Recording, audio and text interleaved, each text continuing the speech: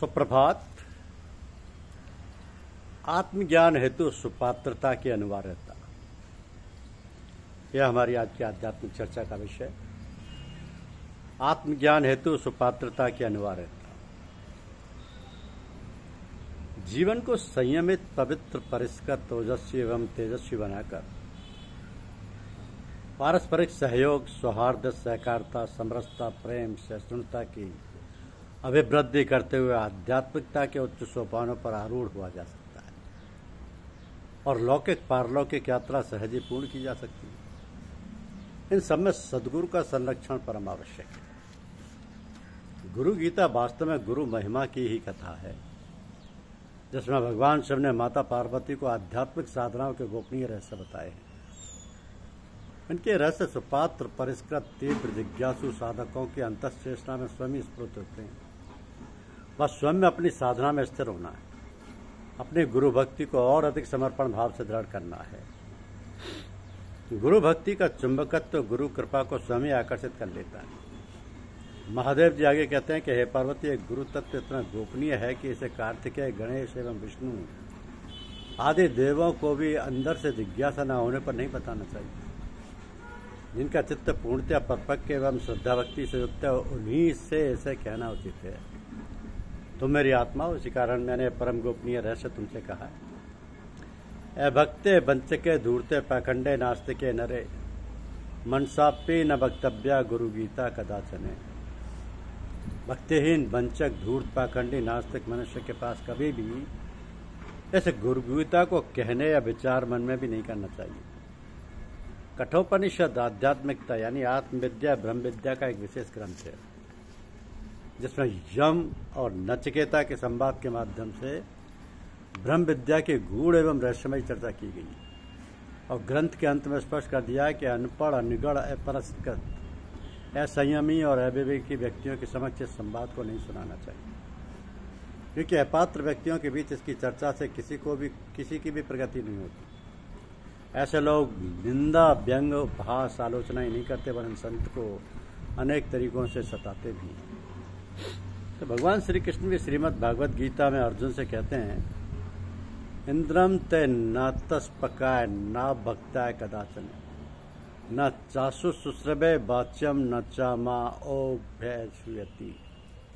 कि हे पार्थ, इस प्रकार तेरे एवं संसार के सभी श्रद्धालु व्यक्तियों के हित के लिए कहे हुए इस गीता रूप परम रहस्य को किसी काल में भी न तो तप रहित यानी असंयमी मनुष्य से कहना चाहिए और न भक्ति रहित यानी माता पिता, गुरु, संत की अवज्ञा, अपमान करने वाले से तथा परमेश्वर की निंदा करने वाले जिज्ञासा विहीन व्यक्ति से भी इसकी चर्चा, व्याख्या नहीं करनी चाहिए।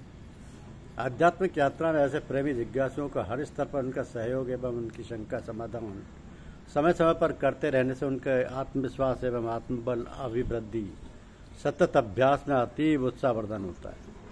इसी जीवन में अल्प समय में ही वे पूर्णता को प्राप्त करने में समर्थ हो जाते हैं। गीता में एक स्थान पर श्री कृष्ण अर्जुन को स्पष्ट करते हैं कि मनुष्यानाम शस्त्रेषु कश्चित् सिद्धते यतति मापि सिद्धानाम कश्चिश्चन्ना वेत्ति तत्वते।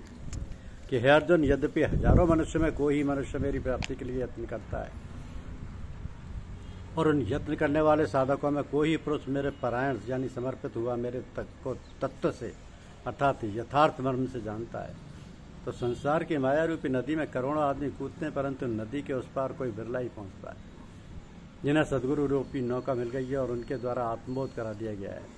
वही लोग सात्विक श्रद्धा की सामर्थ्य से सहज ही उस पार पहुंच जाते हैं, परंतु ऐसे भक्त संख्या में बहुत कम होती है।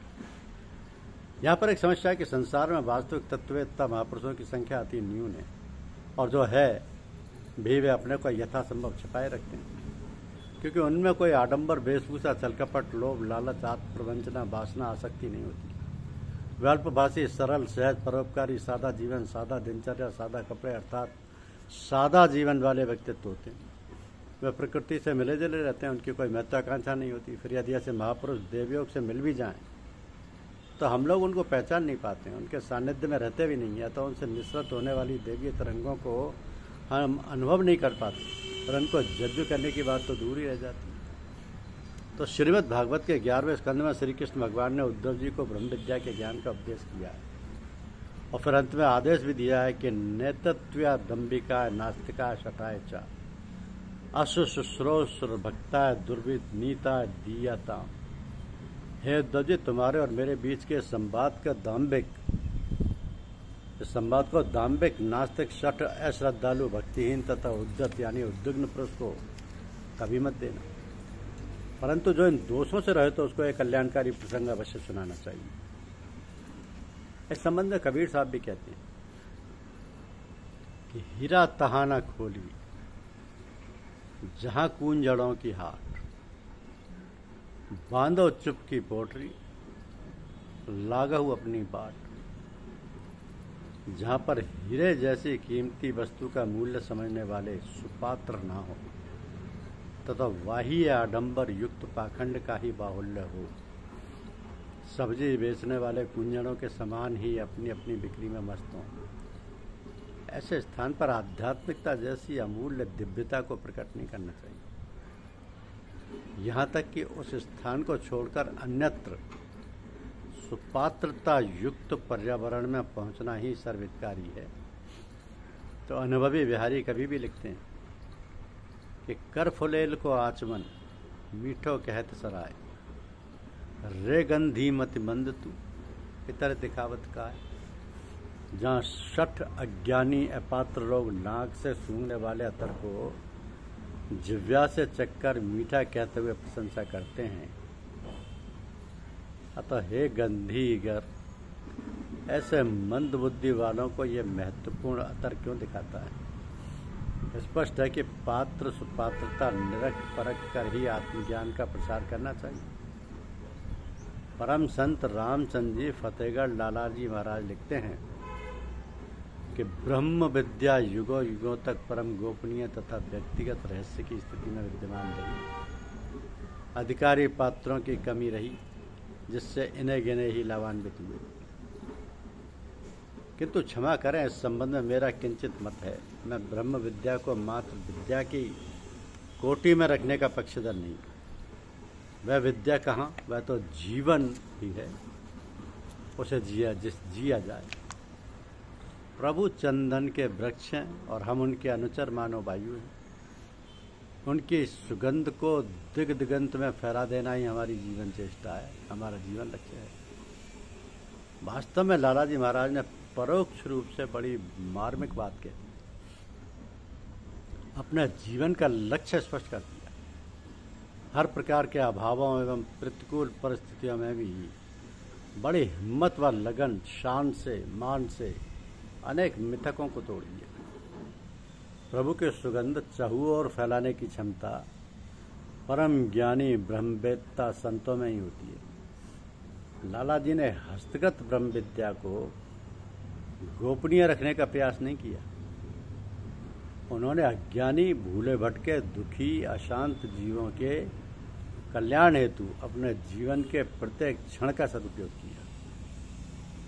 जगह जगह सुपत्रों की खोज करके अपने शक्ति संप्रेषण द्वारा उनकी ऊर्जा का जागरण ही नहीं किया, अपितु उचित मार्गदर्शन देते हुए अल्प समय में ही पूर्णता तक पहुंचा दिया। इस प्रकार लालाजी, बाबूजी एवं साहब जी ने गोपनीयता जैसे शब्द को भी अशब्द कर दिया। गोपनीयता जैसे शब्द को भी अशब्द कर दिया। पात्रता विकसित करने के सरल उपाय भी बताए तथा स्वयं की तपस्या एवं आत्मबल के प्रभाव से ध्रुव समझे जाने वाली आध्यात्म विद्या को सहज सरल कर दिया। विश्व शांति एवं विकास हेतु अनुपम मार्ग प्रशस्त किया। उसी वट वृक्ष की सघन छाया में हम सभी अभ्यासी शीतलता की अनुभूति कर रहे हैं। शीतलता की अनुभूति कर रहे हैं। तो कहा कि प्रत्यक्षम किम प्रमाणम, प्रत्यक्षम किम प्रमाणम, ज्योति से ज्योति जलाते चलो, प्रेम की गंगा बहाते चलो। राह में आए जो दीन दुखी, सबको गले से लगाते चलो, सबको गले से लगाते चलो। धन्यवाद।